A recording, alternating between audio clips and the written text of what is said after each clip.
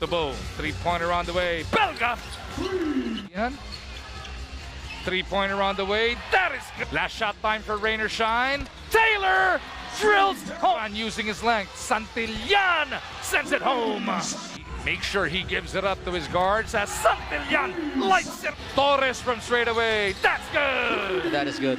This time he kicks it out. Sisto kicks it out. Torres. A lot of change-ups on defense. A little confused right now. Ooh. Yung atake nitong But now it's Anton. erupted. wow. The usual scorers must be able to. Grabe yung nilaro kanina. Paparehong 40 puntos eh. Yun na nga. Import na Magnolia tsaka 10 points per ball game.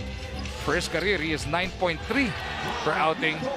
Ito rin kasi talaga yung gusto ni Coach Yeng. Yung bang magkakaroon ng kumpiyansa. Yung